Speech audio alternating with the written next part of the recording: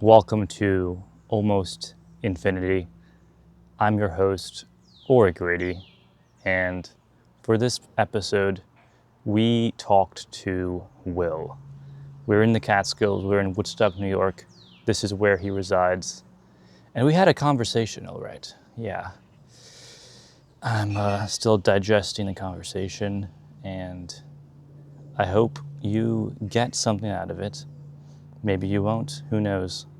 But this is the very first episode on the channel of Almost Infinity. And here we go.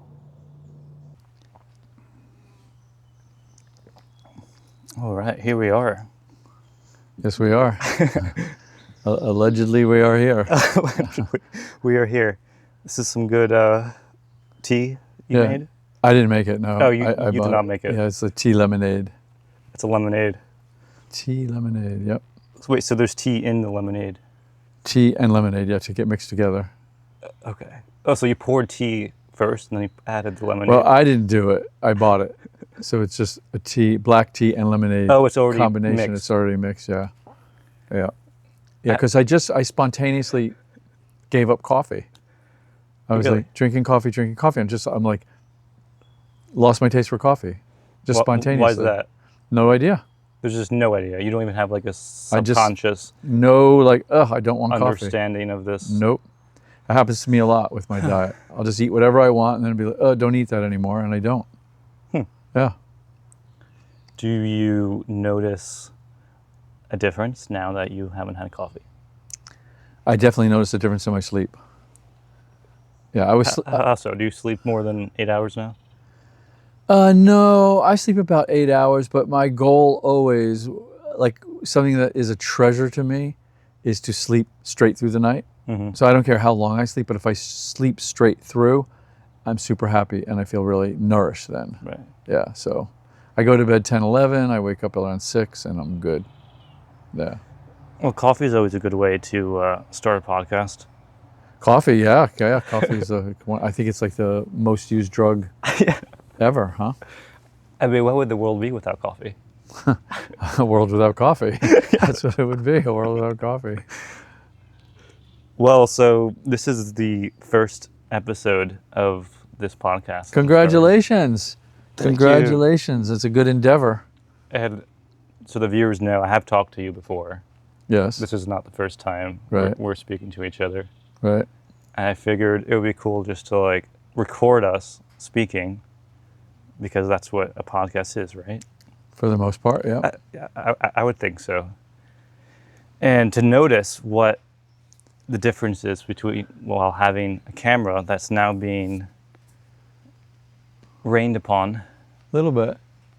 I think it's going to pass, though. Is it passing? Blue sky. Yeah, I wouldn't worry about it at the moment unless your equipment's going to get... My mind tends to worry sometimes. It does. Yeah. Well, it's expensive equipment, so I would, whatever you need to do, though, we could pause it and pick back up, or... Maybe put like a thing over it? Or I think we just go with it. We trust. I think for right now it's going to be fine. It's kind of nice, the little drops, and I'm good with it.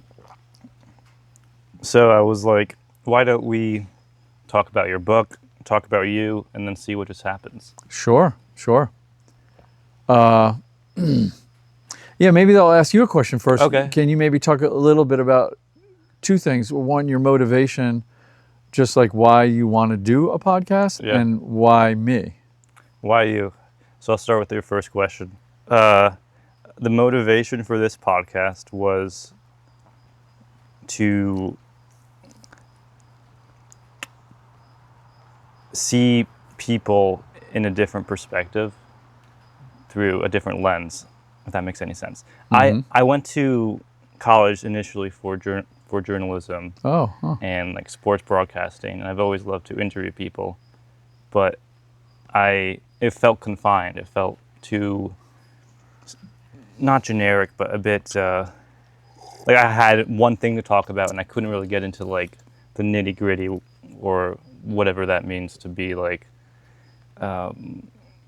so essentially I don't know why this idea came. Like, why do ideas come? Right. it came one day. I was like, I should just create a podcast. I wanted to create one when I was in Costa Rica. Oh, so I lived in Costa Rica for 9 months. Mm-hmm. I noticed my inclination just to talk to people there. Mm. I don't know why I did not start the podcast there. Mm-hmm. I think there was more like self-doubt, self-talk that was like, oh no, this isn't a good idea.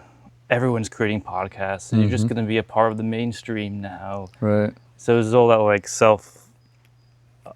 unnecessary chatter in my mind. Right. That made me not go for it. And now I'm like, well, who gives a fuck? Like, no one's going to at least listen to it now. Or maybe, who knows, maybe there's 100,000 people who will watch this. Right. And or more. And as a kid, I had a channel on YouTube during COVID where it was called The Quarantines. And every day I made a show.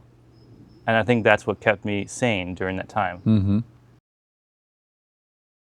So you kind of answered the first part of my question of, you're kind of keeping your sanity by doing a project like this and your interest in it. And then I was like, well, why me?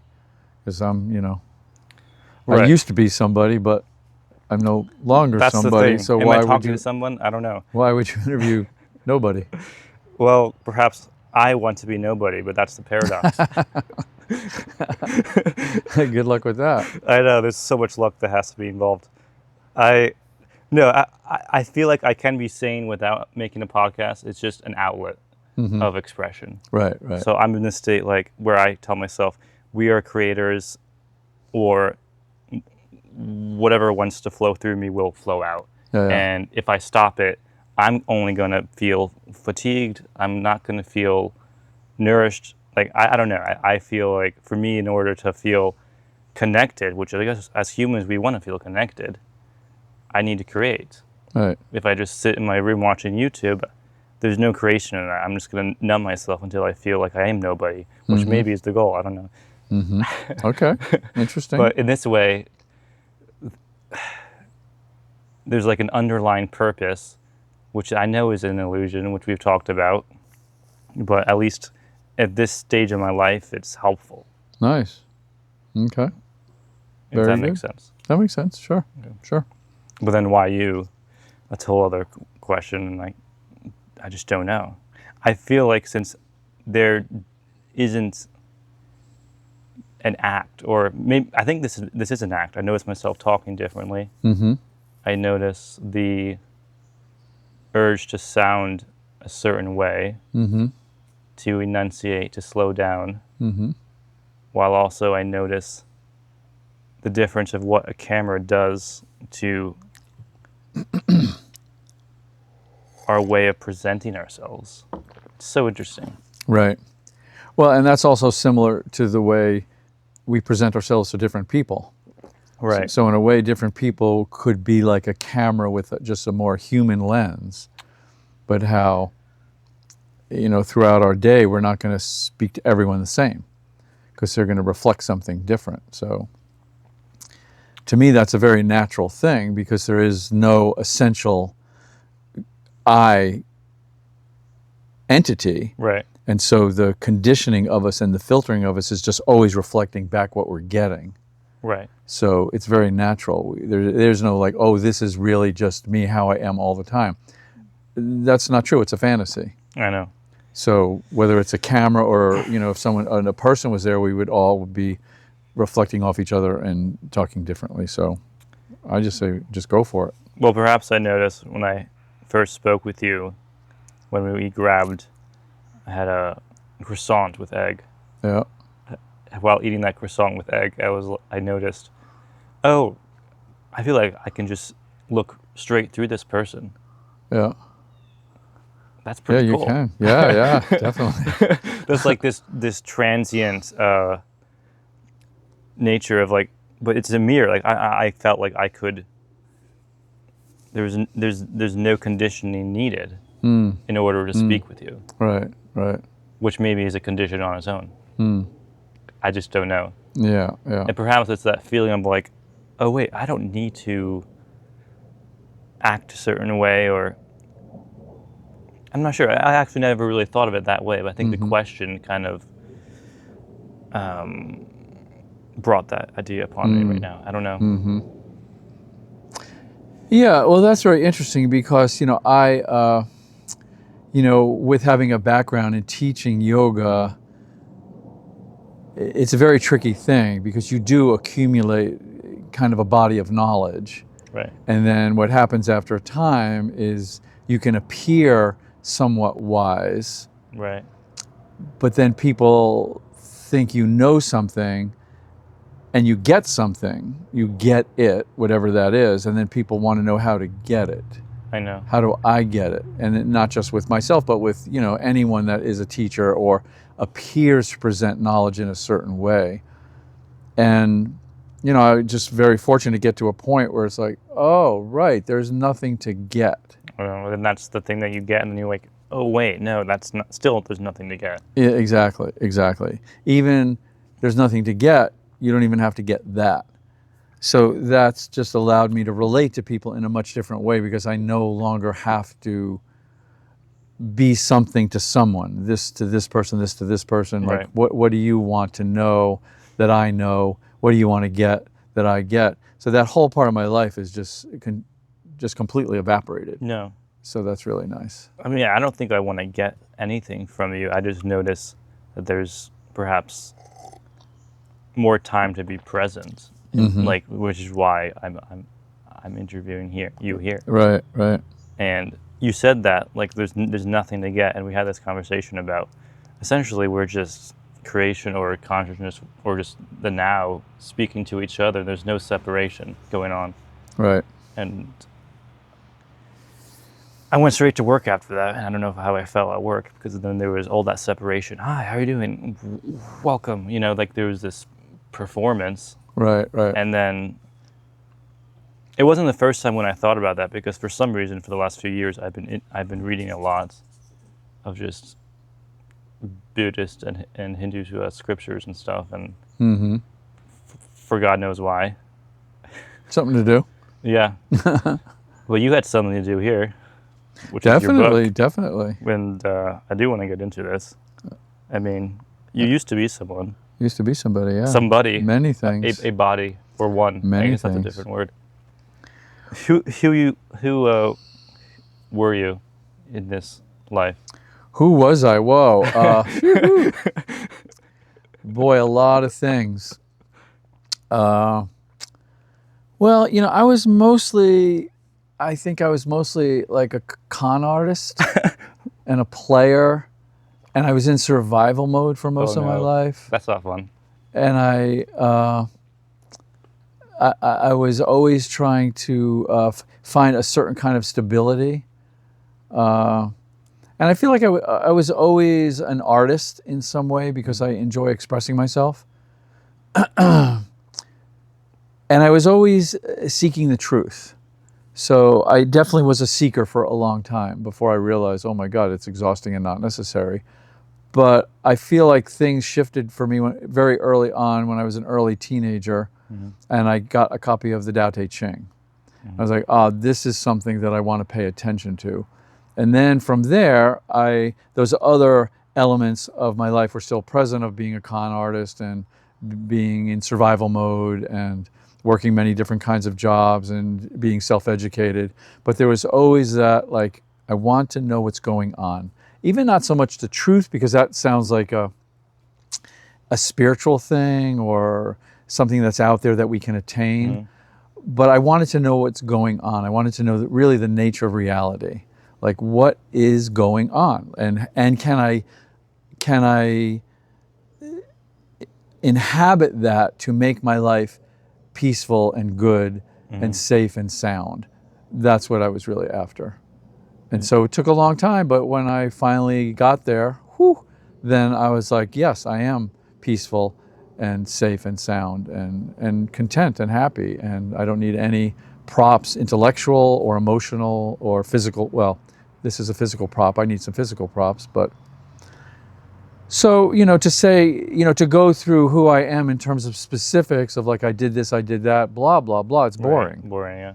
But my essence was just, all of life comes through everything uniquely. Right. And so life just came through this specific container in a way that I just wanted to know what was going on. And I unturned a lot of different, a lot of different stones in looking for that. What was found out, if anything? Well, like we said, there's nothing to get. I know. That's what was found out. Well, you said you got somewhere, right? Or you? Well, I'm using that in a very sort of loose terms. I got to the place where I was not seeking anymore. You're not the seeker. I got to the place where I realized there's nothing to get. Just relax. Just relax. There's nothing spiritual. There's nothing that I need to know. No specific piece of information. No way I have to be. No way I have to chant. And you can just be present with life, and it will just unfold. And if you're okay with that, so to be okay with that though, then I had to let go of who I thought I was, right? So the ego takes a big hit then. That's where I used to be somebody. Yeah. So to be somebody, even if it's a very spiritual and refined and elevated somebody, you're still being somebody, and you have to maintain that. You spoke about that a lot, and I think that was like the first time where I was like, oh wait, yeah, the spiritual ego is just as strong, if not stronger. That's right. So I just okay, good, thank you. I'm done. I'm just me, whatever that is. Yeah. I don't even care, really. and honestly, even when I look back on, I'll have a memory. It's like, yeah, is that real or not real? It's just an image in my head these days. The images in my head are not even that interesting, or sometimes they are, but not really. Are you getting all this? Are you guys getting all this? Come on. I mean... Am I allowed to talk to the camera? Yeah, I mean, the camera's here. That's the thing, like during the podcast, do we look at the camera or do we look at each other? Well, I just did. What's the difference? Come on, guys, get this. You got to get this. Write this down. Yeah, write it down. There'll be Memorize every line. There'll be a test. You're going to have a pop quiz. AI will interview you. Life is the test. The test not to have tests. Well, you want me, so you just mentioned AI. Can I just respond to AI? I only have two things to say about it. Two things only. Fuck AI and kill AI. Kill AI. Those two things. Those are pretty strong opinions. Thank you. All right. That's where I'm at with AI. I won't even get into AI. Okay, good. Maybe I'll use AI to edit this video. Who knows? Yeah, right. Okay. Well, we used to be somebody. That's good to know.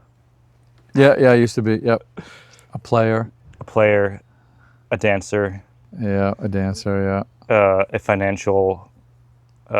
dabbler. Financial dabbler. A yogi. A guru. Not a guru. Not a guru, not even close to one. Well, only guru in the terms that the Sanskrit guru is teacher. Yeah. Yeah, so... Well, people still like this book. It seems like people are coming up to you and they're like... I am getting such good feedback on this book. Yeah, really, really good. Well, I'm getting both because if this book is about that, there's nothing to get. Yeah. Right? I mean, the prelude to this book was a sticker that I made.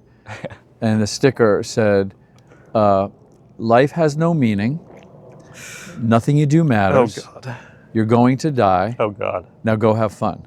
Yeah. So that was the prelude. And I was getting a lot of interesting things from that sticker. And then I thought, I wonder if I want to dig in a little deeper because I had stopped teaching.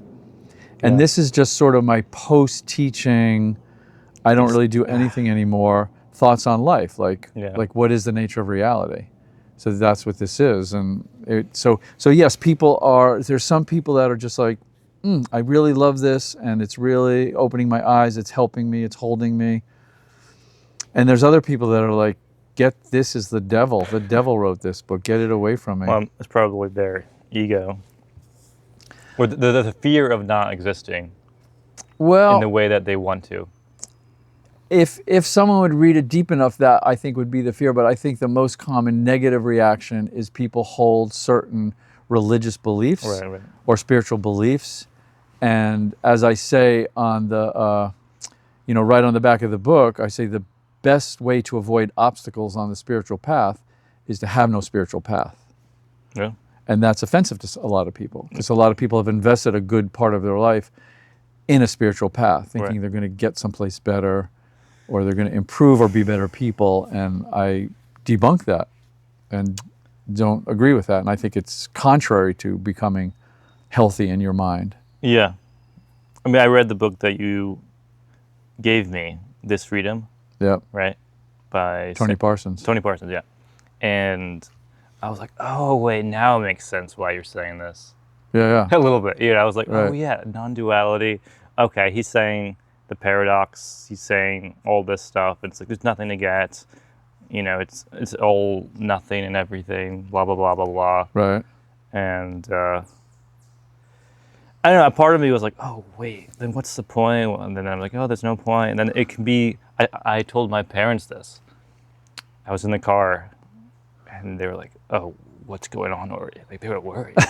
Yeah, like, cool. They're concerned about my approach to life, almost. Yeah, right. I'm this 24-year-old guy who was like, right. I don't really exist in the way that I think I did. Right. It's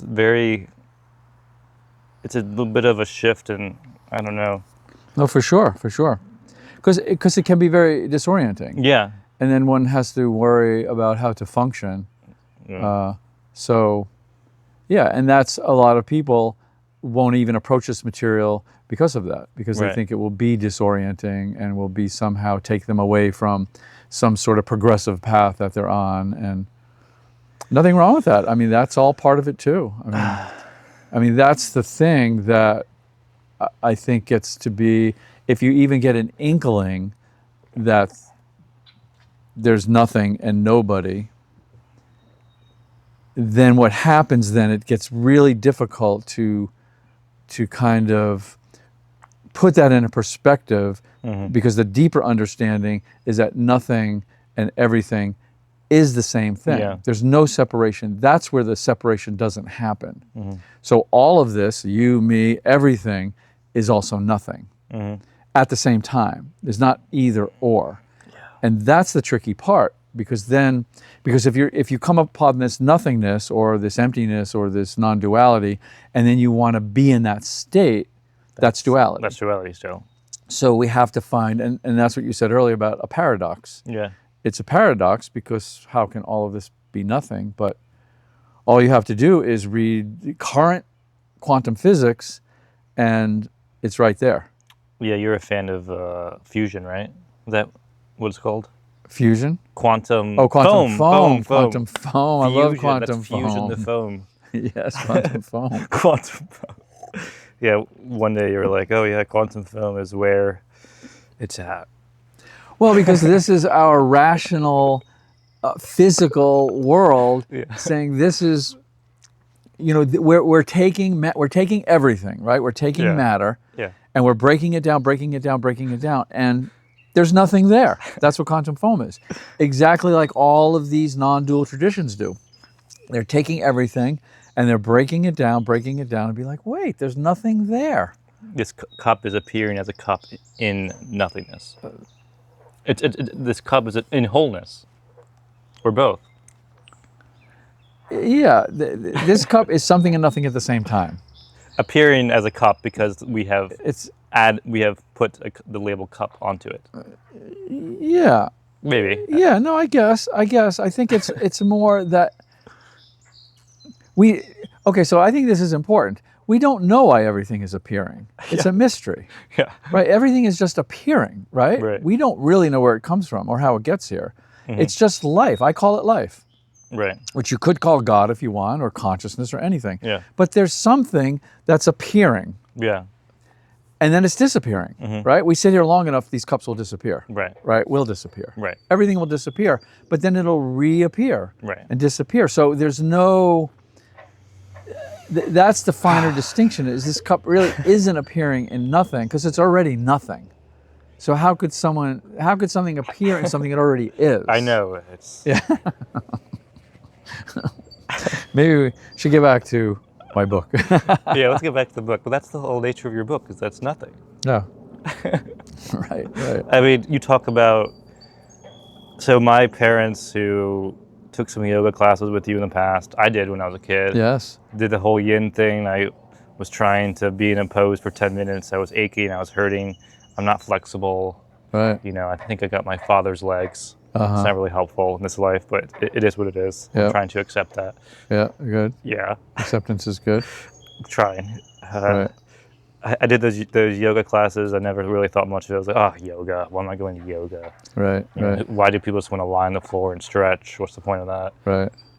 My mom thought there was a point, and she actually now teaches yoga too. Yes. Maybe thanks to you. Who knows how that works? Maybe, yeah. Maybe that's why I'm even talking to you now. And then people say, oh, some synchronicities are involved. No, Yeah. I don't know.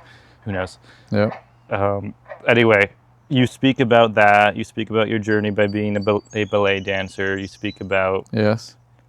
your relationship with your wife. I don't know how much you want to get into that. As much as you want. You speak about a whole lot about your experience with psychedelic drugs. Yes. And that whole, I mean, that's a whole other conversation. You speak about a lot, like your daughter, you speak about death. I speak about death. Death. I mean, that's the biggest one. Yeah, yeah. I love that chapter. Oh, yeah, me too. I mean, I read this, I was like, okay, I'm getting a bit of a glimpse also of Alan Watts. I'm getting Eckhart Tolle. I mean, it's just essentially the same message said in different words, right, with your own interpretation of, right, with your own life. That's right. As your own experience that you've had. That's right. And I read this, I was like, oh wait, this is kind of what I have been thinking about, or that's been entering my life. Mm-hmm. Let's talk about it. Sure. No, I think it's great.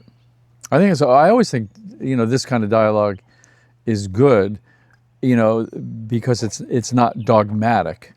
Right. That no one is telling anyone to believe anything. Yeah. And this is the way it is. And anything that I say in this book or anything that I'm talking about is completely and absolutely verifiable. Right. If we use our senses in the right way. Right. And we suspend our habit and our conditioning of believing things. Because a belief is just something we put together, or somebody told us to put together. A belief is changeable. How many times have you and I both changed what we believe in our lifetime?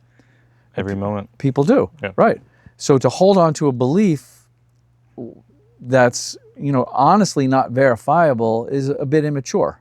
And so to be mature, we say, okay, what's verifiable, right? Like, okay, well, I believe in God because my family's religious and I had an experience and I read the Bible, blah, blah, blah. Like, okay, you believe in God. But through a series of, new information or a different way of looking at things, you could just as easily believe in a different God, right? I mean, we used to believe in Zeus, right? We don't believe in Zeus anymore, right? Some people believe in a different God, this God. But it's okay because you just believe that. But if you want to see what's really happening, you have to use your senses to verify it. It's like the physicists don't just say, oh, right, it's just, there's just some atomic particles. That's all there is. Yeah. That's what makes everything. Yeah. Okay, but what if you have the capacity to use your senses to look what's below that or deeper into that? So it's just our senses at the end of the day as well. That's right, our experiences. I mean, that's right. Your experience with, not to go into it too much, but with ayahuasca and that kind of community that you were in, that you mentioned here, I found that really kind of not enlightening, but like I was like, oh yeah, it's just another experience. It doesn't mean that you're more connected to God or more connected to consciousness just because you perceive in that moment that you don't have an ego. That's right. It's just another experience. Just another experience, exactly. And so that's what we get to see. So now what you're saying is similar to the quantum physicist that gets to the subatomic particles. It's like, okay, I've gotten to experiences. Yeah. What are they? Right? What are experiences? So then you can start to see like, oh, right. It is just an image in my brain. Yeah. Right? There's nothing else that you can find but an image in your brain when you're experiencing. Just like this camera. Exactly. So then we're like, we start to back away from that, immature, childish place of like, oh, I only want good experiences. I don't want bad experiences. Because I think and then we get in a trap. Because the good experiences fade, turn into something else. The bad experiences fade, turn into something else. So we get in this little kind of hamster wheel of good, bad, instead of being this like, no, we're just experiencing. And it's going to change, and it's going to change. And it literally has no substance. Perception, sensation, thoughts, they're just congealing together to make an impression in our mind. They have... Impression, that's the word you like too. Yeah. Yeah. Right. They're just... So we can look at that and we can say, oh yeah, this is now I'm investigating firsthand. I don't have to believe that. I don't have to believe in this holy trinity or this jihad or this other, whatever it is, doesn't matter. Yeah. And then we can break it down to like, oh, right, here's as far as I can go with my senses and my capacity to see what the nature of things are. And that's, that's this. what I wrote about, yeah, for the most part. You like to deconstruct things too. That's essential. Yeah. Right? That's essential. If you don't deconstruct things, you stay at the level of what you believe. Right? And that's, nothing wrong with that. Most people function that way. Just another way of experiencing. Right. They just don't understand just because they believe it doesn't make it true. Right. And that's a very tricky thing. And that's what's happening now, the truth. Yeah, exactly. And look at just as a human species, look at the mess that has gotten us in. Yeah. Right? Right. And more information. And then, that does bring us back to AI, because what the hell? How stupid are we that we've got all these, social problems, environmental problems, worldwide problems, and, everything that we pretty much created along the way to fix it has fucked it up. Yeah, it's just a pattern. Faster, more, shiny. So now we've like, oh, well, no, now this is going to save us. Another machine is going to save us. Right. How stupid. We're just immature creatures. We're an immature species that can't get its head out of its ass. It's pretty deep ass. It's pretty deep, right. Yeah, I don't know if we're going to get out of that ass. I don't think so. That's why I'm so glad I'm old. You're glad you're old? I write a lot about aging in my book too. I'm so happy to be old because it's such a, like, oh, I made it this far. I wish I was old. No, you don't. Because there are some things I miss about not being old. Like what? Like having my knees super flexible. Oh, yeah. Well, look at you. You're I mean, I can't do that. Well, but it's relative. I used to bounce around like a frog. So I mean, maybe you are a frog. I don't know. I might be. Yeah. I mean, we're pretty much wrapping up the half hour. I mean, time. We're going to wrap it up, yeah? I mean, I'm looking at the clock. I mean. Oh my God, yeah. Okay, we can wrap it up. Anything else? What do you, I mean, I don't even know. What do you want to say to people? I guess the podcast thing to say would be you should buy my book and read my book, but don't buy it. No, you can buy it or not. There's absolutely nothing I want to say to people. Yeah. I'm saying, just find whatever enjoyment you can, just find any enjoyment. I mean, I'm so committed to enjoying my life, but even what I'm really learning, and this may be the only important thing that I'll say in this whole thing, is that learn how to enjoy when things aren't going your way. Learn how to enjoy, then you've got it. There's nothing because it's never the thing. It's never the thing. It's never what's happening. It's always your relation to what's happening. Always. So I would say, don't get into that trap of I'm enjoying this good stuff. The bad stuff can be just as enjoyable. Yeah. Because the bad stuff is a much more powerful teacher. Mm-hmm. When the good stuff is happening, we're like, oh, good, I'm so happy. Yeah, I'm getting a suntan. I'm having a margarita. Yeah. When the bad stuff is happening, that's saying, hey, pay attention. Life here's life. I'm hitting you over the head very gently. I want you to pay attention. You don't pay attention, I'm going to get the baseball bat out. Oh, God. Right? And if you cannot go there and be like, oh, wow, this is so beautiful too. This is not going my way. That's so messed up. How can I sit back and enjoy this and learn from it? So I guess that's all I would say is learn from life. learn from life, and don't be afraid of it. Nothing to be afraid of. I noticed that I usually have a somewhat small existential crisis when I speak to you. Oh, well, I'm not doing my job then. I want us to get to a big existential crisis. You want me to explode? Or who was there to explode? I don't know. Sounds good. Let's wrap it up. What do you want to do with the rest of your life? Not a thing. Okay, great. Yeah, not a thing. Cool. No. My level of trust in life is 100%. 100%. Yeah, not even 99.99. It's 100%. Whatever comes through me, comes through me. And I just try to keep my vehicle as open and available as possible. And that's it. I have no plans for anything. Let's see, did I say that in the back here? Yeah, I think you did. Born in Queens, New York, he currently lives in the Catskill Mountains. Yep. And has no plans for the future. Oh, that is what you said. Oh my God. Post-spiritual musings. Yep. I think it's a lovely little book. I really like it myself. I reread it, or I read sections of it, and I'm so happy. Yeah, me too. To have it. And I think, Mirabai, the local bookstore, wants to carry it. I think I'm going to let a few bookstores have it. Yeah, you should. That. Yeah, I think I'm going to do that. Why not? Well, because it's a marketing thing, and the whole yeah. I mean, I'm marketing this for You're some marketing reason. this. Who knows? Right. Maybe, are we still on? We're on. Oh, we're still on. Okay. Because I was thinking maybe you could help me market it. Yeah. I could hire you or something. Oh. Do some marketing. Oh yeah, money. Yeah, for sure. Money's good. Yeah, I like money. All right. Well, on that note of money. Okay, money. Send us money. 1-800, send us money. I'll write a song about it. Oh yeah, that's good. Yeah. All right. Well, I hope you or someone got something out of it. Yep. Maybe you got it. Maybe boy. Listen to the podcast. If you got it, call me, because you haven't got it. Yeah. If you think you've got it, you definitely haven't got it. All right. Well, Okay. I'm going to enjoy my day. Me too. Cool. Yep. Beautiful. Well, thank you. Thank you. I appreciate it. Sitting down. Thank you guys for listening, if you do. Okay. Amazing. Nice. Ciao. Ciao.